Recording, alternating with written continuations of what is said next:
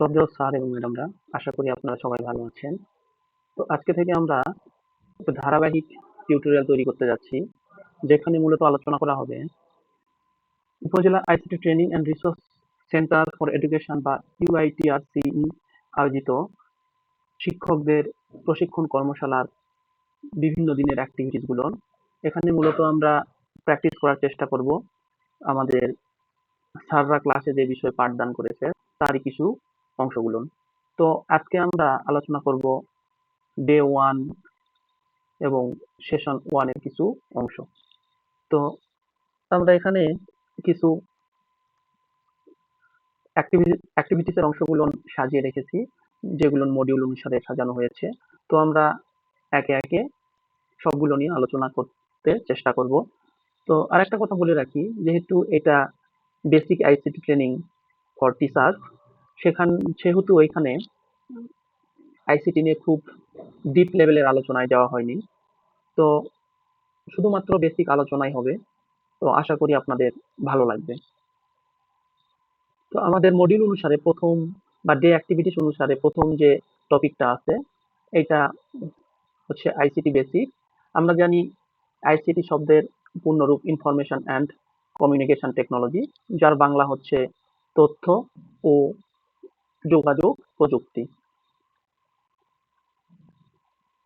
তো তথ্য ও যোগাযোগ প্রযুক্তিটা কি, এটা নিয়ে যদি আমরা বিশদভাবে একটু আলোচনা করতে যাই, তাহলে আমরা বলতে পারি এটা হচ্ছে যে এমন এক ধরনের প্রযুক্তি যা তথ্য সংগ্রহ করে, সংরক্ষণ করে, প্রক্রিয়া করে এবং প্রক্রিয়াকরণ শেষে যে রেজাল্টটা পাওয়া যায় সেগুলো কারোর সামনে উপস্থাপন করে বা এক স্থান থেকে আরেক স্থানে স্থানান্তরিত করে। তো যদি আমরা একদম বেসিক ডায়াগ্রাম দেখার চেষ্টা করি যে একটা কম্পিউটার কিভাবে কাজ করে, তাহলে আমরা দেখতে পাবো একটা কম্পিউটার মূলত তিনটা অংশে ভাগ করা যায়। একটা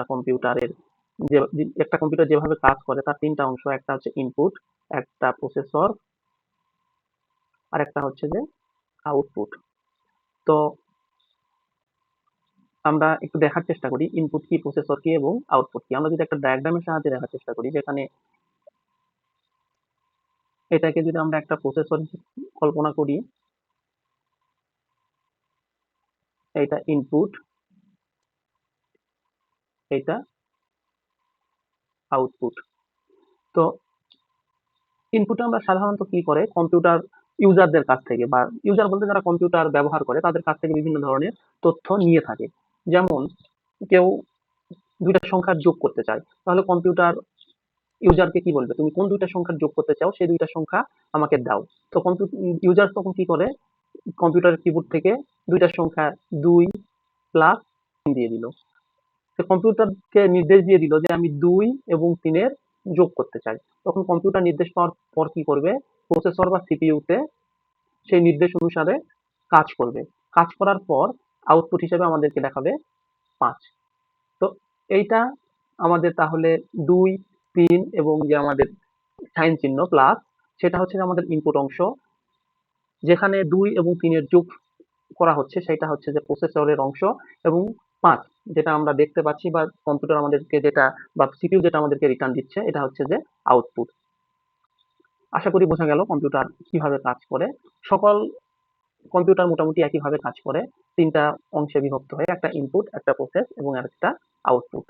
তো এই আইসিটি কম্পোনেন্টের সঙ্গে কিছু আইসিটি আইসিটি রিলেটেড বা আইসিটি কম্পোনেন্টস গুলো হলো সে সকল উপাদান যা বিভিন্ন তথ্য এবং প্রযুক্তিকে প্রসেস করতে ব্যবহার করা হয়, বা আইসিটির সঙ্গে সম্পর্কিত সকল উপাদানকেই বলা হচ্ছে যে আইসিটি কম্পোনেন্টস। আমরা এখানে কিছু আইসিটি কম্পোনেন্টস নিয়ে আলোচনা করব। এখন আমরা আলোচনা করি আইসিটি কম্পোনেন্টস নিয়ে। তো আইসিটি কম্পোনেন্টস এর মধ্যে একটা গুরুত্বপূর্ণ কম্পোনেন্ট হচ্ছে হার্ডওয়্যার। হার্ডওয়্যারটা কি? হার্ডওয়্যার হলো কোনো কম্পিউটার বা যে কোনো ইলেকট্রনিক্স ডিভাইসের যন্ত্রাংশ বা ভৌত অংশ যা আমরা হাত দিয়ে স্পর্শ করতে পারি, তাকে আমরা হার্ডওয়্যার বলে থাকি। তাহলে এক কথায় কি বলতে পারি আমরা, যে সকল যন্ত্রাংশ আমরা স্পর্শ করতে পারি সেইটাই হার্ডওয়্যার। এই হার্ডওয়্যার গুলোর মধ্যে আছে input device, input device, output device etcetera. তো ইনপুট ডিভাইসটা কি? ইনপুট ডিভাইস হচ্ছে সে সমস্ত যন্ত্রাংশ যার মাধ্যমে আমরা কম্পিউটারকে বিভিন্ন ধরনের নির্দেশ দিতে পারি। সরি, যেমন আমরা কম্পিউটারকে যে কোনো ধরনের নির্দেশ দেওয়ার জন্য কিবোর্ড ব্যবহার করি। কিবোর্ড হচ্ছে একটা ইনপুট যন্ত্রাংশ। কিবোর্ডে বিভিন্ন কি চেপে আমরা বিভিন্ন নির্দেশনা কম্পিউটারকে দিয়ে থাকি। তাহলে কিবোর্ড একটা ইনপুট হার্ডওয়্যার। আরেকটা ইনপুট হার্ডওয়্যারের উদাহরণ দিতে পারি মাউস। আমরা মাউস চেপেও কিন্তু কম্পিউটারে বিভিন্ন ধরনের নির্দেশ দিতে পারি। তারপর আসবো আমরা আউটপুট ডিভাইস বা আউটপুট ডিভাইস গুলো কি কি? আউটপুট ডিভাইস গুলো হচ্ছে যে সে সকল ডিভাইস যার মাধ্যমে আমরা কম্পিউটার থেকে প্রসেসকৃত ডাটা পেয়ে থাকি। যেমন কম্পিউটার মনিটর। সেখানে কি হয়? কম্পিউটার বিভিন্ন ধরনের ডেটা প্রসেস করা শেষে আমাদেরকে দেখিয়ে থাকে। যেমন একটু আগে আমরা আলোচনা করলাম, আমরা কম্পিউটারকে যদি কিবোর্ড থেকে একটা নির্দেশ দেই ২ আর ৩ যোগ করার জন্য, সে নির্দেশ করার শেষে আমাদেরকে কি দেখিয়ে দেয়? যে রেজাল্টটা আমাদের মনিটরে দেখিয়ে দেয়। কিছু, কিছু হার্ডওয়্যার আবার ইনপুট এবং আউটপুট উভয় হিসাবে কাজ করে থাকে। যেমন তার একটা পপুলার উদাহরণ হচ্ছে যে আমাদের যে আমরা স্মার্টফোন ব্যবহার করি তার টাচ স্ক্রিন। এটা কিন্তু আমরা এটাতে টাচ স্ক্রিনে প্রেস করে আমরা ইনপুটও দিতে পারি এবং কি এই স্ক্রিনটা আমাদেরকে আউটপুটও দিয়ে থাকে। তাহলে আমরা বলতে পারি মোবাইল ফোনের স্মার্ট মোবাইল ফোনের টাচ স্ক্রিন বোথ ইনপুট এবং আউটপুট ডিভাইস হিসেবেই কাজ করে।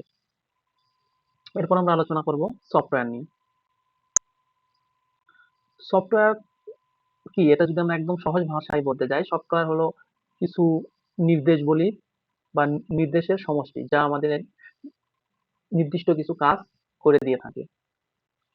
তাহলে সহজ কথায় সফটওয়্যার হলো এক বা একাধিক নির্দেশের সমষ্টি যা আমাদের দৈনন্দিন কাজকে সহজ করে দিয়ে থাকে। যেমন আমরা লেখালেখি করার জন্য একটা পপুলার সফটওয়্যার ব্যবহার করে থাকি। এটাকে বলা হচ্ছে যে মাইক্রোসফট ওয়ার্ড বা এমএস ওয়ার্ড। তাছাড়া আমরা গান শোনার জন্য এমএক্স প্লেয়ার ব্যবহার করে থাকি। তাহলে মাইক্রোসফট ওয়ার্ড লেখালেখি করার জন্য এমএক্স প্লেয়ার, গান শোনার জন্য বা ভিডিও প্লে করার জন্য ব্যবহার করে থাকে। এগুলো প্রত্যেকটা একেকটা সফটওয়্যার। তবে সফটওয়্যারের মধ্যে আবার ভাগ আছে। সফটওয়্যারকে ২ ভাগে ভাগ করা যায়। একটা হচ্ছে সিস্টেম সফটওয়্যার আর একটা হচ্ছে যে অ্যাপ্লিকেশন সফটওয়্যার। সিস্টেম সফটওয়্যার আর একটা হচ্ছে যে অ্যাপ্লিকেশন সফটওয়্যার। প্রথমে আমরা অ্যাপ্লিকেশন সফটওয়্যার নিয়ে আলোচনা করি। অ্যাপ্লিকেশন সফটওয়্যার সাধারণত আমরা বা সাধারণ পাবলিক ব্যবহার করে থাকি।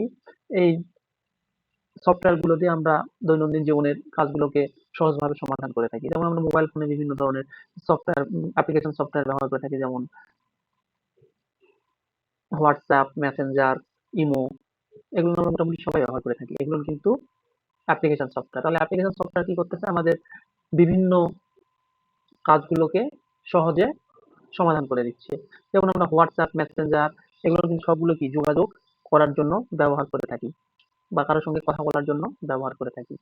আর সিস্টেম সফটওয়্যার হচ্ছে যে সেই ধরনের সফটওয়্যার বা সেই সফটওয়্যার যেটি না থাকলে অ্যাপ্লিকেশন সফটওয়্যারটা চলতে পারবে না। অর্থাৎ বলতে পারি আমরা অ্যাপ্লিকেশন সফটওয়্যারটাকে পিছন থেকে সাপোর্ট দেয় সিস্টেম সফটওয়্যার। তাছাড়া সিস্টেম সফটওয়্যার ছাড়া কোনো কম্পিউটার চালানো সম্ভব না।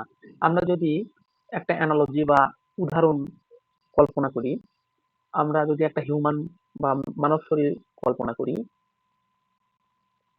মানব শরীরের মস্তিষ্ক বা মাথাটাকে আমরা যদি সিস্টেম সফটওয়্যার বলি, আর হাত, পা এটাকে বলি যদি অ্যাপ্লিকেশন সফটওয়্যার, তাহলে কিন্তু অনেকটা আমরা বুঝতে পারবো। কারণ আমাদের হাত, পা বা চোখ, মুখ এগুলো দিয়ে আমরা কি করি? আমাদের দৈনন্দিন জীবনে বিভিন্ন ধরনের কাজ করে থাকি।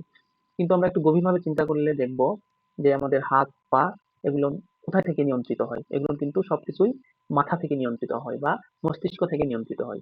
কাজেই আমরা বলতে পারি আমাদের মাথা, মানব শরীরের মাথা একটা সিস্টেম সফটওয়্যার এবং আমাদের হাত, পা চোখ, মুখ এগুলো প্রত্যেকটা একেকটা অ্যাপ্লিকেশন সফটওয়্যার। কারণ অ্যাপ্লিকেশন সফটওয়্যার একটা নির্দিষ্ট কাজে ব্যবহার হয়। যেমন চোখ দিয়ে আমরা দেখতে পাই, মুখ দিয়ে আমরা খাবার গ্রহণ করি, হাত পা চলাফেরার কাজে ব্যবহার হয়। এই প্রত্যেকটা অঙ্গেরই একটা স্পেসিফিক ব্যবহার আছে, ঠিক অ্যাপ্লিকেশন সফটওয়্যারের মতো। তো এইটাই। এটা হচ্ছে যে আমি একটা জাস্ট অ্যানালজি দিয়ে উদাহরণ দিলাম আপনাদেরকে। একবারে 100% মিলাতে যাবেন না, তাহলে মিলবে না। এটা বোঝানোর ক্ষেত্রে আমি আপনাদেরকে বললাম। এরপর আমরা আলোচনা করি ডেটা, ডেটা এবং ইনফরমেশন নিয়ে। ডেটা এবং ইনফরমেশন ২ টার অর্থই তথ্য। কিন্তু ডেটা এবং ইনফরমেশনের মধ্যে একটু পার্থক্য আছে। আচ্ছা, পার্থক্যটা কি বলার আগে আমরা একটা উদাহরণ কল্পনা করি। ধরি আমরা খিচুড়ি রান্না করব। তো খিচুড়ি রান্না করার জন্য আমাদের কি, কি প্রয়োজন? খিচুড়ি রান্না করার জন্য আমাদের প্রয়োজন ডাল, চাল, তেল, পেঁয়াজ, রসুন এগুলো সবই প্রয়োজন। তারপর কি আমরা যখন এই সবগুলোকে একত্রিত করে বা প্রসেস করে রান্না করি তখন আমরা কি পাই? খিচুড়ি পাই। এই খিচুড়িটা হচ্ছে কি? এইসব কাঁচামাল থেকে আমাদের উদ্দেশ্যকৃত বা উদ্দেশ্যকৃত প্রস্তুত বস্তু। তো ডেটা এবং ইনফরমেশনের ক্ষেত্রে ডেটাটা হচ্ছে যে কাঁচামাল। এই যে খিচুড়ির কাঁচামাল যেমন তেল, লবণ, চাল, ডাল এগুলো, তেমনি একটা পূর্ণাঙ্গ তথ্যের কাঁচামাল হচ্ছে যে ডেটা। আর ইনফরমেশনটা হচ্ছে যে ওইসব কাঁচামাল থেকে যে আমরা প্রসেসকৃত তথ্য পাই সেটাই হচ্ছে যে ইনফরমেশন। তো আপনাকে যদি কেউ শুধু বলে ৩৮°C, তাহলে আপনি কি বুঝবেন? কিছুই বোঝা যাবে না এখান থেকে। কিন্তু আপনাকে যদি কেউ বলে আজকের দিনের তাপমাত্রা ৩৮°C, তখন আপনি বুঝতে পারবেন যে আজকের তাপমাত্রাটা অত্যধিক গরম। তো শুধু যে ৩৮°C আপনাকে বলল তখন এটা ডাটা। আর যখন কেউ পূর্ণাঙ্গভাবে বলল যে আজকের দিনের তাপমাত্রা ৩৮°C, তখন সেটা হয়ে যাচ্ছে ইনফরমেশন। ওকে। তো নেটওয়ার্ক নিয়ে আমরা আলোচনা করব এখন। নেটওয়ার্ক হচ্ছে যে একাধিক ডিভাইসের মাধ্যমে তথ্য আদান প্রদানের জন্য সংযোগ স্থাপনের ব্যবস্থা। তো তাহলে ২ টা জিনিস অবশ্যই থাকবে। একাধিক ডিভাইস এবং তাদের মধ্যেও সংযোগ থাকতে হবে তথ্য আদান-প্রদানের জন্য। তো আমরাও মাঝে মধ্যে মনের অজান্তেই হয়তোবা নেটওয়ার্ক সৃষ্টি করে ফেলি। কিভাবে সেটা আমি বলছি। যখন আমরা ২ টা মোবাইলের মাধ্যমে একটা মোবাইল থেকে আরেকটা মোবাইলে কোনো গান, ভিডিও বা যেকোনো ধরনের ফাইল ট্রান্সফার করি, তখন কিন্তু আমরা ব্লুটুথ বা শেয়ার ইটের মাধ্যমে ২ টা মোবাইলকে একটা নেটওয়ার্কের মধ্যে স্থাপন করে ফেলি। ফলে কি হয়? একটা মোবাইল থেকে আরেকটা মোবাইলে আমরা ডাটা প্রেরণ করতে সক্ষম হই। তো এখানে ২ ধরনের নেটওয়ার্ক সম্পর্কে আমরা জানবো। একটা হচ্ছে যে পাবলিক নেটওয়ার্ক, আরেকটা হচ্ছে যে প্রাইভেট নেটওয়ার্ক। পাবলিক নেটওয়ার্কটা হচ্ছে যে এমন কিছু নেটওয়ার্ক যেখানে যে কেউ চাইলেই প্রবেশ করতে পারে। যেমন ইন্টারনেট। ইন্টারনেটে কিন্তু বিশ্বের সকল মানুষ চাইলেই প্রবেশ করতে পারে। তাহলে কি ইন্টারনেট এক ধরনের পাবলিক নেটওয়ার্ক। কিন্তু প্রাইভেট নেটওয়ার্কের ক্ষেত্রে কি হয়? প্রাইভেট নেটওয়ার্কের ক্ষেত্রে এমন এক ধরনের নেটওয়ার্ক যেখানে যে কেউ চাইলেই সহজে প্রবেশ করতে পারে না। এইজন্য পারমিশনের প্রয়োজন হয়। একটা উদাহরণ দিয়ে দিই তাহলে আপনাদের বুঝতে সুবিধা হবে। যেমন একটা ফ্যামিলির ৩ জন ৫ জন WhatsApp এ ভিডিও কলে কথা বলছে। তখন কি হয়েছে? তাদের মধ্যে কিন্তু ওই ৩ জনের মধ্যে একটা নেটওয়ার্ক স্থাপন হচ্ছে। কারণটা কি? আমি বললাম যে একাধিক ডিভাইস থাকবে এবং তথ্য আদান-প্রদান হবে। তথ্য আদান-প্রদান তো এখানে হচ্ছে কারণ সবাই সবার কথা শুনতে পাচ্ছে। এখন যদি আমি ইচ্ছা করি তাহলে কি এই ৩ জনের ভিডিও গ্রুপ কলে আমি প্রবেশ করতে পারবো? অবশ্যই পারবো না। তখন এটা কি হয়ে যাবে? এইটা এক ধরনের প্রাইভেট নেটওয়ার্ক হয়ে যাবে। আমরা এখন আলোচনা করব ইন্টারনেট নিয়ে। ইন্টারনেট কি সেটা আমাদের জানতে হবে ১ম এই। ইন্টারনেট শব্দের অর্থ ইন্টার নেটওয়ার্ক, অর্থাৎ অনেকগুলো নেটওয়ার্ককে যখন একত্রে করা হয় তখন সেটা ইন্টারনেটে পরিণত হয়। তো ইন্টারনেটের যদি আমরা সংজ্ঞাটা দেখতে যাই তাহলে বলা হচ্ছে ইন্টারনেট এমন একটি বৈশ্বিক ব্যবস্থা বা নেটওয়ার্ক ব্যবস্থা যা বিশ্বের কোটি কোটি নেটওয়ার্কিং ডিভাইসকে একত্রিত করে এবং তাদের মধ্যেও তথ্য আদান প্রদানের সুযোগ করে দেয়। তাহলে এখান থেকে কয়েকটি তথ্য আমাদেরকে বোঝার চেষ্টা করতে হবে। এটি একটি বৈশ্বিক ব্যবস্থা। তার মানে কি?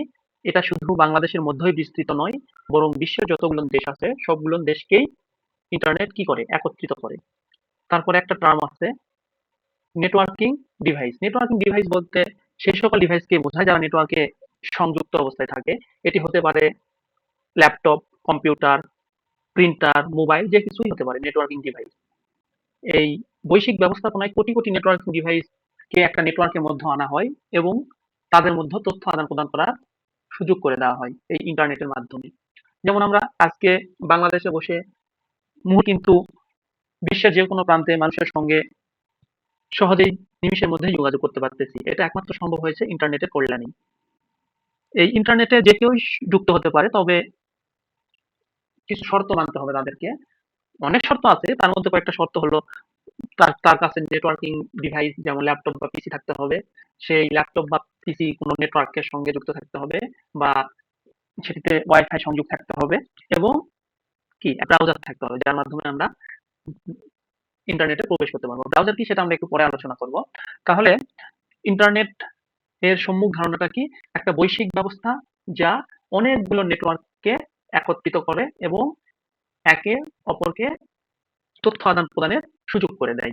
এটাই হচ্ছে ইন্টারনেট। তো ইন্টারনেট যখন ছিল না তখন এই কাজটা কে করতো মূলত? এই কাজটা করতো বিভিন্ন ধরনের পোস্টাল সার্ভিস, ডাক পেয়ন এরা কি করতো তখন? তথ্য আদান-প্রদানের কাজ করতো। তো এই গেল ইন্টারনেট। তো এখন ইন্টারনেটের মতোই আরেকটা টার্ম আছে সেটা হচ্ছে যে ইন্ট্রা ইন্ট্রানেট। ইন্টারনেট এবং ইন্ট্রানেটের মধ্যে সামান্য কিছু পার্থক্য আছে। ইন্টারনেটটা হচ্ছে পাবলিক নেটওয়ার্ক। একটু আগে আমরা পাবলিক এবং প্রাইভেট নেটওয়ার্ক নিয়ে আলোচনা করেছি। ইন্টারনেট হচ্ছে পাবলিক নেটওয়ার্ক। এটাতে যে কেউ চাইলে নির্দিষ্ট কিছু শর্ত মেনে প্রবেশ করতে পারে। কিন্তু ইন্ট্রানেট এ যে কেউ চাইলেই প্রবেশ করতে পারে না। এজন্য পারমিশন প্রয়োজন হয়। এই পারমিশনটা কে দিবে? কোনো নেটওয়ার্ক যে নিয়ন্ত্রণ করতেছে তার অথরিটিকে অথরিটির কাছ থেকে পারমিশন নিতে হবে ইন্টারনেটে প্রবেশ করানো। উদাহরণস্বরূপ বলতে পারি একটা কর্পোরেট অফিস বা প্রাইভেট অফিসে একটা কর্পোরেট বা প্রাইভেট অফিসের একটা ওয়েবসাইট। যে ওয়েবসাইটে কি থাকে যে ওয়েবসাইটে থাকে সে সকল ওই সে সকল এমপ্লয়ি যারা ওই কোম্পানিতে চাকরি করে তাদের অ্যাটেন্ডেন্স থাকে, তাদের স্যালারির হিস্ট্রি থাকে, বিভিন্ন কিছু থাকে। যা তারা বা কোম্পানির এমপ্লয়িরাই শুধু দেখতে পারে। কিন্তু বাইরে থেকে ওই নেটওয়ার্কের মধ্যে কেউ প্রবেশ করতে পারে না। তখন এই ধরনের নেটওয়ার্ককে বলা হবে ইন্ট্রানেট। এখন আমরা ব্রাউজার সম্পর্কে জানবো। ব্রাউজার সম্পর্কে জানার আগে আমরা একটা সিনারিও কল্পনা করি। আমরা এখন যদি ট্রেনিং সেন্টার থেকে বাস স্ট্যান্ডে যাই, তো কি করি আমরা? ট্রেনিং সেন্টার থেকে বের হয়ে আমরা প্রথমে একটা রিক্সা বা ভ্যানের কাছে যাই। যে তাকে কি বলি আমরা? যে আমরা বাস স্ট্যান্ডে আমাকে নিয়ে চলো। তাহলে রিক্সা বা ভ্যানে ওঠার পর যখন আমরা ওই ভ্যান চালককে বলি আমাদেরকে বাস স্ট্যান্ডে নিয়ে চলেন, তখন কি বলে? তিনি তখন ঠিকানা অনুসারে আমাদেরকে বাস স্ট্যান্ডে নিয়ে যেয়ে নামায় দেন। তো এখানে পরোক্ষভাবে ব্রাউজারও ঠিক একই রকম সিনারিওতে কাজ করে। তো এখন যদি দেখি ব্রাউজার কি? ব্রাউজার হলো এক ধরনের অ্যাপ্লিকেশন সফটওয়্যার যার মাধ্যমে আমরা ইন্টারনেটে বিভিন্ন ওয়েবসাইটে প্রবেশ করতে পারি। অর্থাৎ ব্রাউজার ছাড়া আমরা ইন্টারনেটের যেকোনো সাইটে প্রবেশ করতে পারবো না। ইন্টারনেটের যেকোনো সাইটে প্রবেশ করার জন্য প্রথমে আমাদের ব্রাউজার ওপেন করতে হবে এবং ব্রাউজার ওপেন করার পর সেখানে ঠিকানা লিখতে হবে আমরা কোথায় যেতে চাই। সেই অনুসারে আমাদেরকে একটি নির্দিষ্ট গন্তব্য বা ডেস্টিনেশনে নিয়ে যাবে। একটি গুরুত্বপূর্ণ ওয়েব ব্রাউজার যা আমরা সচরাচর ব্যবহার করে থাকি তার মধ্যে পছন্দের তালিকায় আমার প্রথমে রয়েছে গুগল ক্রোম, এটা একটা গুগলের ওয়েব ব্রাউজার এবং মজিলা ফায়ারফক্স। এছাড়াও আরো আছে মাইক্রোসফট এজ। এগুলো সবগুলোই এক একটা ওয়েব ব্রাউজার যার মাধ্যমে আমরা ইন্টারনেটে প্রবেশ করতে পারি। তো চলুন একটু প্র্যাকটিক্যালি দেখার চেষ্টা করি। আমরা একটা যে ব্রাউজার ওপেন করলাম, ব্রাউজার ওপেন করার পর অ্যাড্রেস বারে যদি আমরা লিখি কোন ঠিকানা www.hstu.ac.bd, এটা হচ্ছে একটা বিশ্ববিদ্যালয়ের ওয়েবসাইটের ঠিকানা। তো আমরা যখন ওয়েব ব্রাউজারটা ওপেন করার পর এই ঠিকানাটা লিখে দিব তখন এই ওয়েব ব্রাউজারটা আমাদেরকে নির্দিষ্ট পেজে নিয়ে যাবে বা ওয়েবসাইটে নিয়ে যাবে। তো আমাদেরকে ওই ঠিকানাটা এই ওয়েবসাইটে নিয়ে গেল। তো মূলত ওয়েব ব্রাউজার এভাবেই কাজ করে থাকে। এর পরবর্তীতে আমরা আলোচনা করব ওয়েবসাইট নিয়ে। ওয়েবসাইট কি? ওয়েবসাইট মূলত ইন্টারনেটে সংরক্ষিত অনেকগুলো ওয়েব পেজ। একটু কঠিন হয়ে গেল। আমরা সাধারণত একটা প্র্যাকটিক্যালের বা বাস্তব সিনারিওর সঙ্গে মিল রেখে বোঝার চেষ্টা করি, তাহলে আমাদের কাছে একটু বুঝতে সুবিধা হবে। আমরা একটা বই কল্পনা করি, একটা বুক কল্পনা করি, আমরা বই কল্পনা করি। বইয়ে কি থাকে? বইয়ে সাধারণত অনেকগুলো পেজের সমষ্টি থাকে। তো একটা বইয়ে ধরে নিলাম ১০০টা পেজ আছে। তো ১০০টা পেজের প্রত্যেকটাই পেজ একেকটা করে ওয়েব পেজ। কি বললাম? বইয়ে যতগুলো পেজ আছে, এই ১০০টা পেজের প্রত্যেকটাই একেকটা ওয়েব পেজ। আর ওয়েবটা কি? ওই নির্দিষ্ট ওয়েব পেজগুলো একত্রিত করে বা ওয়েব পেজের সমষ্টিকে কি বলা হচ্ছে? ওয়েবসাইট। তাহলে ওয়েবসাইট কোথায় সংরক্ষিত থাকে? ওয়েবসাইট সাধারণত কোনো সার্ভারে একটা নির্দিষ্ট ঠিকানায় বা একটা নির্দিষ্ট মেমোরিতে সংরক্ষিত করা থাকে। এখন আমরা ওয়েব পেজ, ওয়েবসাইট এবং হোম পেজ নিয়ে আলোচনা করব। তো ওয়েব পেজ বা হোম পেজ সবগুলো নিয়ে ওয়েবসাইটের অংশ। ওয়েবসাইট জিনিসটা কি সেটা আমাদের আগে জানতে হবে। ওয়েবসাইট হলো সার্ভারে সংরক্ষিত অনেকগুলো ওয়েব পেজের সমষ্টি। এবং আরেকটি গুরুত্বপূর্ণ কথা, যতগুলো ওয়েব পেজ সার্ভারে সংরক্ষিত থাকবে সবগুলো ওয়েব পেজই কিন্তু কি হবে, একটা আরেকটার সঙ্গে কানেক্টেড অবস্থায় থাকবে বা সংযুক্ত অবস্থায় থাকবে। এই যে আমরা এখানে ৫টা ওয়েব পেজ নিয়েছি, যে ৫টা ওয়েব পেজ মিলে একটা ওয়েবসাইট তৈরি হয়েছে। আমরা ধরেই নিলাম যে ৫টা ওয়েব পেজের সমন্বয়ে একটা ওয়েবসাইট তৈরি হয়েছে। এই ৫টা ওয়েব পেজ কি করতেছে? প্রত্যেকটা প্রত্যেকের সঙ্গে সংযুক্ত অবস্থায় আছে। এবং আমরা চাইলে কি করতে পারি? এক পেজ থেকে আরেক পেজে যেতে পারি। তো আমরা প্র্যাকটিক্যালি কল্পনা করলে একটা সাধারণ বইকে ধরতে পারি। ধরে নিলাম একটা বইয়ে ১০০টা পেজ আছে। ওই প্রত্যেকটা পেজই, অর্থাৎ ওই বইয়ের ১০০টা পেজে প্রত্যেকটা পেজই একেকটা ওয়েব পেজ। এবং ওই ১০০টা পেজ মিলে যে বইটা তৈরি হইছে, ওই বইটাকে আমরা বলতেছি ওয়েবসাইট। তাহলে পেজ সমান, সমান আমরা কি বলতেছি? বইয়ের পেজ সমান, সমান ওয়েব পেজ। আর বুক সমান, সমান আমরা বলতে পারি ওয়েবসাইট। আরেকটা টার্ম এখানে আছে, হোম পেজ। হোম পেজ জিনিসটা কি? আমরা যেকোনো ওয়েবসাইট ওপেন করলে সর্বপ্রথম যে পেজটা দেখতে পাই, ওইটাকে আমরা বলতেছি হোম পেজ। তো এটা বইয়ের সঙ্গে আমরা অ্যানালজিক্যাল কল্পনা করলে কি হয়? আমরা যখন কোনো বই ওপেন করি তখন কি দেখতে পাই? একটা ইনডেক্স বা সূচিপত্র দেখতে পাই, যেখান থেকে আমরা বুঝতে পারি যে বইয়ের কোথায় কি আছে। তো অনুরূপ ওয়েবসাইটের হোম পেজে কোথায় কি আছে সবগুলোরই বর্ণনা দেওয়া থাকে। একটু আগে যে ওয়েবসাইটে প্রবেশ করেছিলাম, সেই ওয়েবসাইটে বর্তমান আমরা আছি। এখানে দেখতে পাচ্ছি যে ১ম পেজটা, এই ঠিকানা দেওয়ার পর যে ১ম যে পেজে ল্যান্ড করলাম বা আমাদের সামনে প্রদর্শিত হলো, এই পেজটাকে বলা হচ্ছে হোম পেজ।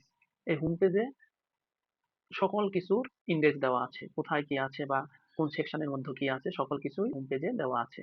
তো হোম পেজ আমি বলেছিলাম একটু আগে যে একটা বইয়ের ইনডেক্সের মতো, কোথায় কি দেওয়া থাকে আছে বইটাতে সবকিছুর একটা সামারি করা থাকে। তো হোম পেজেও একই রকম পদ্ধতি অবলম্বন করা হয়। তো এখান থেকে দেখতে পাচ্ছি যে হোম পেজ থেকে বিভিন্ন ধরনের পেজে যাওয়ার জন্য লিঙ্ক করা আছে বা ঠিকানা দেওয়া আছে। এখান থেকে যেকোনো একটা পেজে ক্লিক করলে আমরা সেই পেজে চলে যাব। তো আশা করি বুঝাতে পেরেছি যে ওয়েব পেজ কি, ওয়েবসাইট কি এবং হোম পেজ কি। আমরা লেসনের শেষ পর্যায়ে চলে এসেছি, সেশন 1 এর। তো এই পর্যায়ে আমরা ফাইল এবং ফোল্ডার নিয়ে আলোচনা করব। ফাইলটা কি? যদি একদম সংক্ষেপে বলতে চাই, ফাইল হলো তথ্য সংরক্ষণের একক ইউনিট। আর ফোল্ডার কি? অনেকগুলো ফাইল একত্রে সাজিয়ে রাখার স্থানটা হলো ফোল্ডার। তো মেক মি ইজি, আরো সহজ করে যদি বলি, আমরা একটা ঘরের আলমিরাকে যদি চিন্তা করি, সেখানে আলমিরাটা একটা আমরা ফোল্ডার হিসাবে কল্পনা করতে পারি। এবং তার মধ্যে যে সকল ডকুমেন্টস বা জিনিসপত্র রাখা হয়, সেগুলোর প্রত্যেকটাই এক একটা কি ফাইল। তো ফাইল এবং ফোল্ডারের মধ্যে একটা পার্থক্য আছে, বা আমরা কিভাবে কোনো কিছুকে দেখলে বুঝতে পারবো এটা ফাইল নাকি ফোল্ডার। তো ফাইলের এক্সটেনশন থাকে, প্রত্যেক ফাইলে আমরা এক্সটেনশন দেখতে পাবো। এক্সটেনশন বলতে কি বোঝানো হয়? এক্সটেনশন দিয়ে আমরা বুঝি ফাইলটা কি ধরনের ফাইল। যেমন আমরা বিভিন্ন ধরনের এক্সটেনশনের সঙ্গে পরিচিতি লাভ করেছি MP3, MP4, ডক। MP3 দ্বারা কি বুঝি? MP3 দ্বারা বুঝি ফাইলটা হচ্ছে যে গান অথবা অডিও ফাইল। MP4 দ্বারা বুঝি ফাইলটা ভিডিওর কোনো ফাইল। আর ডক দ্বারা বুঝি যে ফাইলটা কোনো ডকুমেন্টস বা তার মধ্যে কোনো লেখালেখি আছে। কিন্তু ফোল্ডারের ক্ষেত্রে শুধু নাম থাকে, কোনো এক্সটেনশন থাকে না। তো আশা করি বুঝাইতে পারছি যে ফাইল এবং ফোল্ডার কি এবং এদের মধ্যে পার্থক্য। তো পার্থক্য আরো কয়েকটা স্পষ্ট করে যদি বলতে চাই তাহলে আমাদের কাছে আরো ক্লিয়ার থাকবে। ফাইলের মধ্যে বা ফাইলে এক্সটেনশন থাকে, যেমন MP3, MP4, কিন্তু ফোল্ডারে কোনো এক্সটেনশন থাকে না। আরেকটা পার্থক্য কি, আমরা চাইলেই একটা ফাইলের মধ্যে আরেকটা ফাইলকে রাখতে পারবো না, কিন্তু আমরা যদি চাই একটা ফোল্ডারের মধ্যে আরেকটা ফোল্ডার রাখতে পারবো। তো এ পর্যায়ে আমরা ফাইল এবং ফোল্ডার কিভাবে ক্রিয়েট করে তার প্র্যাকটিক্যাল দেখব। তো চলুন আমরা ডেস্কটপে চলে যাই। এই যে এখানে আমরা একটা ফাইল ক্রিয়েট করব বা ফোল্ডার ক্রিয়েট করব। তো আমরা প্রথমে যেখানে ফোল্ডার ক্রিয়েট করব সেখানে গেলাম। আমরা এখানে ডেস্কটপে একটা ফাইল বা ফোল্ডার ক্রিয়েট করব। তো প্রথমে আমরা কি ক্রিয়েট করব? প্রথমে আমরা একটা ফোল্ডার ক্রিয়েট করি। ফোল্ডার ক্রিয়েট করার জন্য আমরা মাউসের রাইট বাটন চাপবো। মাউসের রাইট বাটন চাপার পর এই যে আমরা দেখতে পাচ্ছি নিউ এ আসবো। নিউ এ আসার পর আমরা এই যে ফোল্ডারে দেখতে পাচ্ছি, ফোল্ডারে যাবো। ফোল্ডারে যে লেফট বাটন ক্লিক করলে এই যে একটা নতুন ফোল্ডার ক্রিয়েট হয়ে গেল। তো এই যে লেখা আছে নিউ ফোল্ডার, তো নিউ ফোল্ডারটার নাম হয়েছে নিউ ফোল্ডার, কিন্তু আমাদেরকে এই যে সুযোগ দিচ্ছে ফোল্ডারটার নাম আমাদের মতো কাস্টমাইজ বা আমাদের মতো ইচ্ছা মতো করে দেওয়ার জন্য। তো আমরা ফাইলটার নাম দিলাম, আমার নামে দিলাম সুদীপ্ত। আমরা লিখে ফেললাম সুদীপ্ত। লিখার পর আমরা ইন্টারপ্রেস করব। তো ইন্টারপ্রেস করার সঙ্গে সঙ্গে আমরা একটা ফোল্ডার ক্রিয়েট করে ফেললাম। তো ফোল্ডার ক্রিয়েট করার পর আমরা ফোল্ডারে প্রবেশ করার জন্য মাউসের কার্সরটি ফোল্ডারের উপর আনবো এবং লেফটে মাউসের লেফট বাটনে একসঙ্গে দুইটা ক্লিক করব। তাহলে আমরা ওই ফোল্ডারের মধ্যে প্রবেশ করে যাব। তো ফোল্ডারের মধ্যে প্রবেশ করার পর আমরা এখানে ফাইল ক্রিয়েট করব।